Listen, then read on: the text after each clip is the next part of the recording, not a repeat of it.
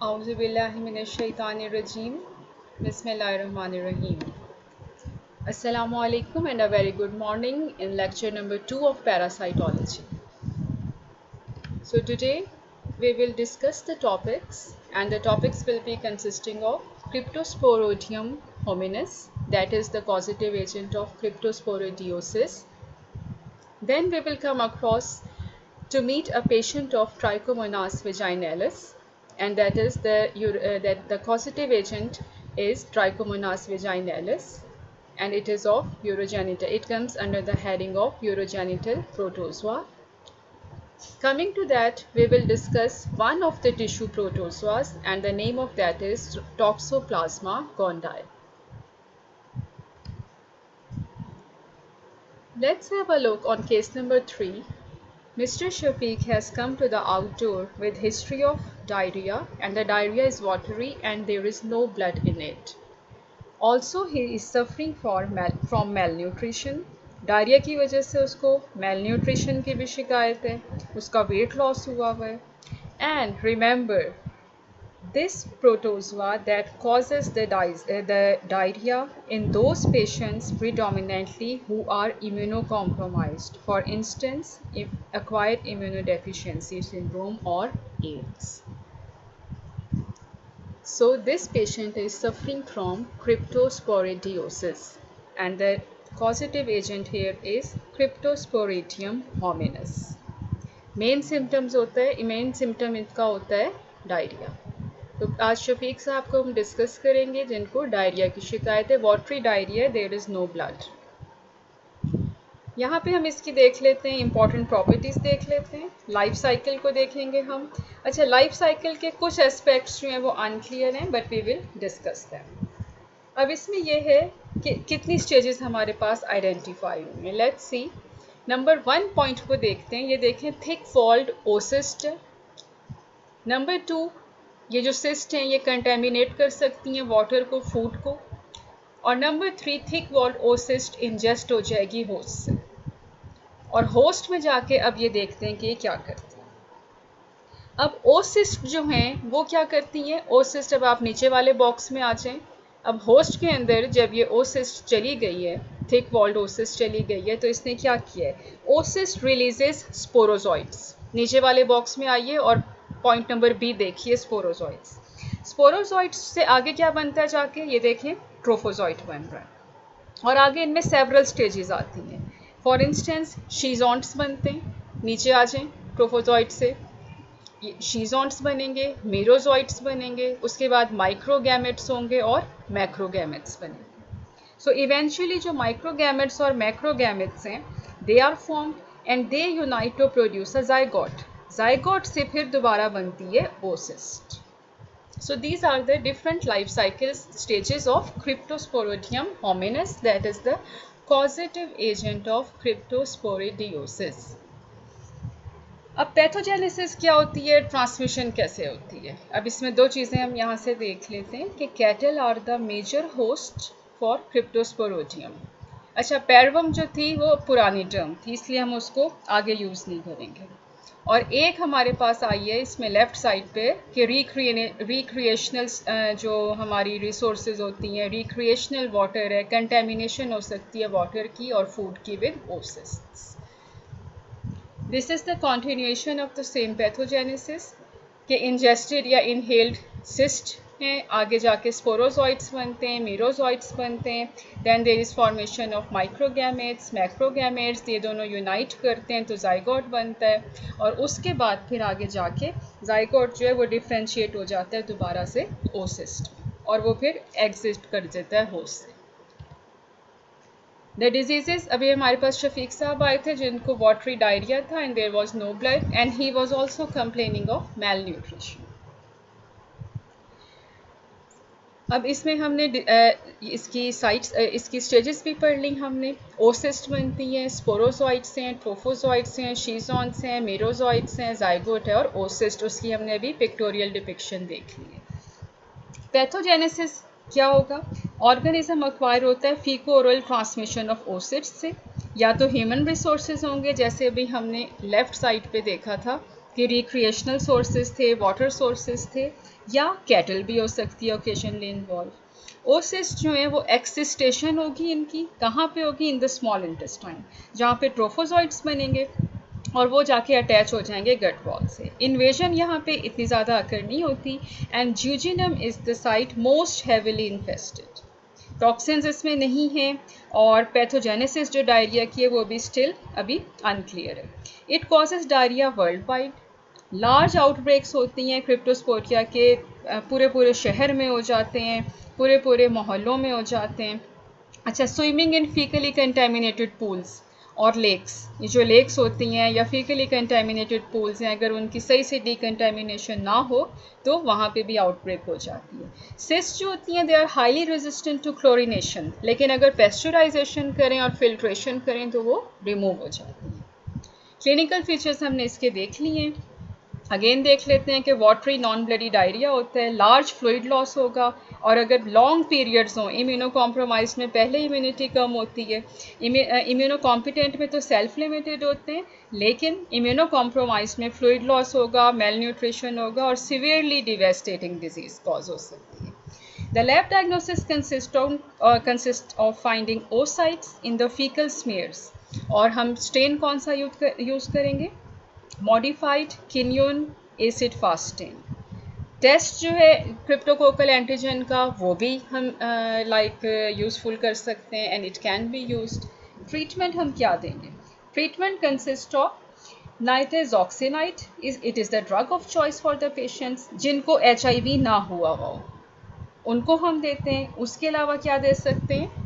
पेरोमोमाइसिन देते हैं। Other measures आप क्या उनको कहेंगे, सजेस्ट करेंगे? जैसे अभी हमने पीछे देखे थे, फारूक साहब देखे थे who was a factory worker, तो उनको हमने कुछ प्रिवेंटिव मेजर्स सजेस्ट किए थे। तो व्हाट SOPs और what precautionary measures are you going to advise Shafiq साहब, ताकि उनमें ये चेन ऑफ ट्रांसमिशन जो है ये हम ब्रेक कर सकें। Case number 4 consists of last member of this unit and that consists of one of the urogenital protozoa. So Trichomonas vaginalis is the name of the protozoa. हमारे पास आई हैं Mrs Shagufta and asymptomatic तो नहीं है। आई वो किस चीज़ से हैं? She is having watery and foul smelling greenish discharge, greenish vaginal discharge with complaint of etching and burning. हमने उनको यहाँ वार्ड में बिठाया हुआ है ताकि हम उनका सैंपल ले सकें। हम उनका वेजाइनल स्वैब सैंपल लेंगे and then we are going to see that which disease she is suffering from. Now these sign and symptom of sexually active female suggest of the organism Trichomonas vaginalis and it causes trichomoniasis, trichomoniasis, इसको हम इस तरह से pronounce करेंगे। So urogenital protozoa Trichomonas vaginalis was the causative organism. Important properties इसमें देख लेते हैं। pear shaped organism होता है। नीचे वाले बॉक्स में चले जाएं CDC के, तो लेफ्ट साइड पे देखें pear जैसे नाशपाती शेप ऑर्गेनिज्म होगा। सेंट्रल न्यूक्लियस है इसका और 4 एंटीरियर फ्लैजिला हैं, 1 2 3 4, 4 आपको फ्लैजिला नजर आ रहे हैं। अनड्यूलेटेड मेम्ब्रेन होती है और उसमें इसमें एक ट्रोफोजॉइड फॉर्म में होती है, there is no cyst form. What are the properties? Properties discuss कर चुके हैं। pear shaped हैं, सेंट्रल न्यूक्लियस है, 4 एंटीरियर फ्लैजिला हैं, सिर्फ ट्रोफोजॉइड फॉर्म अकर होती है and there is no cyst form. How does the transmission occurs and what are the clinical features? Clinical features अभी हमने डिस्कस कर लिए and the transmission occurs by the close sexual contact, by the genital tract. So it is transmitted by sexual contact और कोई इसीलिए ये चूँकि close contact से ट्रांसमिट होता है तो कोई ज़रूरत नहीं है हमें ड्यूरेबल थिक वॉल्ड सिस्ट की। आराम से ट्रोफोजॉइट जो है वो जाके डिजीज़ कॉज कर सकते हैं। प्राइमरी लोकेशन जेनिटल ट्रैक्ट है, there is and it is found only in humans, there is no animal reservoir. Trichomoniasis भी जो है ये पूरे वर्ल्ड वाइड अकर होती है और फ्रीक्वेंसी जो है वो इनकी सेक्सुअली एक्टिव फीमेल्स में होती है, जबकि पोस्ट मेनोपॉजल वुमेन में लो फ्रीक्वेंसी होती है। क्लिनिकल फाइंडिंग्स हमने पीछे देख ली थी, शगुफ्ता की क्या थी regarding the lab diagnosis and treatment. अब लैब डायग्नोसिस क्या करेंगे? वेट माउंट लेंगे वेजाइनल डिस्चार्ज का, पियर शेप ट्रोफोजॉइट्स नज़र आ सकते हैं with a typical jerky motion. Typical jerky motion होती है, बड़ी ये मज़े की इनकी मूवमेंट होती है। उसके अलावा इनका होता है न्यूक्लिक एसिड एम्प्लीफिकेशन टेस्ट होता है, NAATS, जिसको कहते हैं nucleic acid amplification test. They are highly specific and sensitive, कोई सीरोलॉजिकल टेस्ट नहीं होता। Treatment of choices tinidazole and metronidazole for both the partners. See, these are the differential diagnosis. ये देखें Giardia intestinalis की trophozoite form देखें, Trichomonas vaginalis, Trypanosoma and Leishmania. ये diagrammatically हैं, pictorial depiction है, तो they are slightly different from the real shape, लेकिन ये थोड़ा सा डिफरेंट आपको बता रही हैं, differentiation in the appearance. Coming to the last part for today's lecture, that is part 3. And now we will be starting with the blood and tissue protozoa. अब कौन कौन से प्रोटोजोआ हैं जो कि ब्लड और टिश्यू रिलेटेड इन्फेक्शंस करते हैं? They are toxoplasma, plasmodium, pneumocystis, trypanosoma and leishmania. तो आज हम एक छोटा सा ऑर्गेनिज्म आज कवर कर लेंगे। हमने न्यूमोसिस्टिस अपने फंजाई यूनिट में लास्ट लेक्चर में जो कल से पहले हुआ था उसमें हमने कवर कर लिया था न्यूमोसिस्टिस। आज हम टॉक्सोप्लाज्मा को सिर्फ टच करेंगे and the remaining part will be plasmodium, trypanosoma and leishmania donovani and other species. So toxoplasmosis, the causative agent is Toxoplasma gondii and it causes toxoplasmosis. अब दो तरह का हो सकता है टॉक्सोप्लाज्मोसिस, या तो कंजेनिटल होगा या जाके आगे एडल्ट एज में या चाइल्डहुड में भी हो सकता है। अच्छा, ये होते हैं फ्लैजिलेट्स, इनके फ्लैजिला होते हैं। The definitive host is the cat, और कुछ और एनिमल्स भी होते हैं, लेकिन डेफिनेटिव होस्ट जो इसमें डोमेस्टिक कैट है, और जो इंटरमीडिएट होस्ट हैं वो ह्यूमंस हैं एंड अदर मैमल्स हैं। अब इन्फेक्शन कैसे शुरू होती है, ह्यूमंस किस तरह इन्फेक्ट होते हैं, let's see further. Cell mediated immunity इसमें इम्पॉर्टेंट रोल प्ले करती है and the parasites could involve the brain, muscles and tissues. और आप ये देखिए कि ये राइट साइड पे क्रीसेंट शेप जो है ये इनकी शेप है। When they are seen under the microscope they appear as the crescenteric shape. अब होता क्या इसमें, infection of human begins with the injection of cyst. Injection of cyst हो सकती है, किस तरह होगी, अंडर कुक्ड मीट में होगी या एक्सीडेंटल कांटेक्ट हो गया सिस्ट का कैट फीसेस में, जिनके घर पालतू बिल्लियाँ होती हैं। डेफिनेटिव होस्ट ये था हमारा कैट, तो अब इसके साथ एक्सीडेंटली जो है कांटेक्ट हो गया कैट फीसेस के साथ, जिसके अंदर वहाँ पे सिस्ट पड़ी हुई थी। स्मॉल इंटेस्टाइन में जाके the cyst will rupture and releases forms that invade the gut wall. वहाँ पे जाके सिस्ट रप्चर हो जाएगी, अपनी फॉर्म्स बाकी रिलीज करेगी, इन्वेड कर देंगी गट वॉल में, जहाँ पे जाके वो इंजेस्ट होंगी मैक्रोफेजेस से, and then they will differentiate and they will be multiplying into trophozoites. Macrophages में अंदर जाके वहाँ पे जाके क्या बना देंगी, ट्रोफोजॉइट्स। अब ये किल कर देंगे सेल्स को और दूसरे सराउंडिंग सेल्स को भी इन्फेक्ट कर देंगे। Cell mediated immunity plays a role, it limits the spread of trophozoite, लेकिन पैरासाइट जो है वो एंटर कर सकता है, अभी पीछे हमने पढ़ा था कहाँ कहाँ पे, ब्रेन में, मसल्स में एंड अदर टिश्यूज में, और उसमें फिर ये डेवलप करता है सिस्ट में, और पैरासाइट आहिस्ता आहिस्ता मल्टीप्लाई करता रहता है और यहाँ पे एक फॉर्म जाके बनाता है जिसको हम कहते हैं ब्रेडिजॉइड्स। तो अगर पीछे की डायग्राम को हम समराइज करें, इंजेक्शन हुई सिस्ट की मीट में, या तो मीट में हो गई, अंडर कुक मीट था, और उसके अलावा अगर घर में पालतू बिल्लियाँ थीं उनके कैट फीसेस के साथ कांटेक्ट हुआ, स्मॉल इंटेस्टाइन में जाके सिस्ट ने रप्चर किया, गट वॉल में मैक्रोफेजेस में जाके उन्होंने ट्रोफोसॉइड्स बनाए जिनको टैकिजॉइड्स कहते हैं, और अगर ब्रेन, मसल्स और बाकी टिश्यूज़ को इन्वॉल्व किया तो वहाँ पे जाके ये ब्रेडिजॉइड्स फॉर्म में अकर होती हैं, और ब्रेडिजॉइड्स में ये क्या करते हैं कि ये पैरासाइट्स जो हैं वो मल्टीप्लाई करते रहते हैं slowly. Now see these are the, अच्छा एक इनकी और लाइफ साइकिल भी चल रही होती है विद इन द कैट। अब कैट में लाइफ साइकिल कैसे चलती है, ये हमारे घर का बिल्ली का बच्चा है, ये मैंने अपनी तस्वीर लगाई थी ताकि आपको याद रहे टॉक्सोप्लाज्मा के कैट से इसमें होती है और डेफिनेटिव होस्ट। कैट का हम इतना ज़्यादा डिटेल में नहीं पढ़ेंगे। इंजेक्शन ऑफ सिस्ट होती है in the raw meat, for instance mice, raw meat में जो है वो सिस्ट थे, ब्रेडिजॉइड्स रिलीज होते हैं स्मॉल इंटेस्टाइन में, म्यूकोजल सेल्स को करते हैं, आगे जाके गेमेटोसाइट्स बनाते हैं, गैमेट्स जो हैं फ्यूज़ होते हैं और ओसिस्ट बनाते हैं जो कि सिक्रीट हो जाती हैं कैट फीसेस में। While coming to the illustration of pathogenesis, अब पैथोजेनेसिस क्या होगी, हमने ये देख लिया कि इंजेस्ट किया है सिस्ट ह्यूमन बीइंग ने या तो मीट में और फूड में, और या फिर कंटेमिनेटेड हो गया था वो कैट फीसेस से। अच्छा, उसके अलावा एक चीज़ और होती है, that is called as transplacental transmission. Transplacental transmission में क्या होता है, अगर इन्फेक्टेड मदर हो, अगर मदर इन्फेक्टेड हो गई हो तो वो इसको ट्रांसमिट कर सकती है फीसेस से, सॉरी टू हर फीटस, और ह्यूमन टू ह्यूमन ट्रांसमिशन भी हो सकती है। Other than transplacental transmission, human to human है, ट्रांसप्लेसेंटल हो गई, और ये कैट फिशेस से या अंडर कुक्ड फूड से या मीट से हो गई। अब जब इन्फेक्शन होती है इंटेस्टाइनल एपिथेलियम की तो ऑर्गेनिज्म स्प्रेड करता है अदर ऑर्गन्स में, वो अभी हमने देख लिया कौन कौन से थे, they were the brain, lungs, liver, muscles और eye. Cell mediated immunity plays the major role, circulating antibodies होती हैं, वो एनहांस करती हैं killing of the microorganism. अच्छा, कुछ इन्फेक्शंस एसिम्प्टोमेटिक होती हैं और कुछ जो हैं जब जो कैरियर होते हैं तो the organism persist as cyst within the tissues.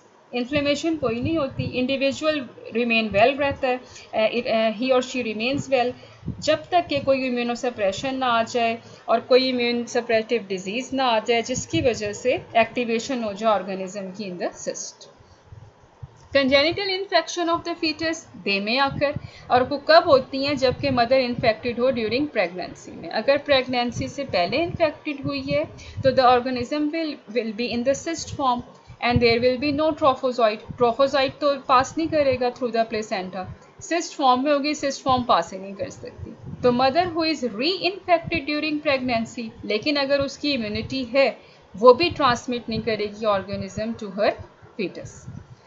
1/3 mothers जो होती हैं they are infected during pregnancy, infected infants की बर्थ होती है, लेकिन 10% जो होते हैं वो सिर्फ सिम्टोमेटिक। अच्छा, आउटब्रेक्स भी होती हैं जगहों पे, जिस तरह हमने कहा था कि आउटब्रेक्स हो सकती हैं, कंटेमिनेटेड फूड हो गया, कंटेमिनेटेड वाटर सप्लाई हो गया, रॉ मीट इंजेस्ट कर लिया तो वहाँ पे आउटब्रेक्स हो जाएंगे। The clinical feature consist of, अगर तो इम्यूनो कॉम्पिटेंट एडल्ट हैं तो एसिम्टोमेटिक होंगे, लेकिन रिजेंबल ये करते हैं इन्फेक्शियस मोनोन्यूक्लियोसिस को, और इन्फेक्शियस मोनोन्यूक्लियोसिस हमने वायरोलॉजी में पढ़ा था, लेकिन इन पेशेंट्स में हेट्रोफिल एंटीबॉडी टेस्ट नेगेटिव आता है। अगर कंजेनिटली इन्वॉल्व हो फीटस तो it may result in abortion और स्टिल बर्थ, एनकेफेलाइटिस हो सकता है, कोरियोरेटिनाइटिस और हिपेटोस्प्लेनोमेगेली। साथ में पेशेंट को फीवर और जॉन्डिस भी हो सकता है, and there are intracranial calcifications.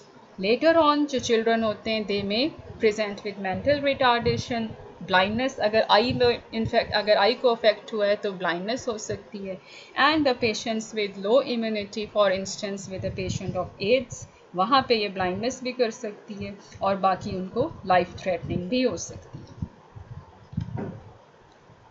What are the steps in lab diagnosis? Lab diagnosis में हम इसको किस तरह डायग्नोस करेंगे? अब जो एक्यूट और कंजेनिटल इन्फेक्शंस होती हैं, यानी जो एक्यूट हैं या कंजेनिटल हैं, उसमें हम इम्यूनोफ्लोरोसेंट ऐसे करते हैं फॉर IgM एंटीबॉडी। और IgM एंटीबॉडी क्यों करते हैं हम? Because it is use to diagnose the congenital infection, क्योंकि अगर IgG हो तो it could be maternal in origin. उसके बाद अगर एक्यूट इन्फेक्शन है तो टेस्ट IgG एंटीबॉडी का भी कर सकते हैं, अगर हमारे पास पेड सीरा में सिग्निफिकेंटली राइज हुआ हो एंटीबॉडी। माइक्रोस्कोपिक एग्जामिनेशन जब करेंगे जिम्सा स्टेन्ड प्रेपरेशन का तो वो क्रिसेंटेरिक शेप ट्रोफोजॉइड्स होंगे एक्यूट इन्फेक्शंस में।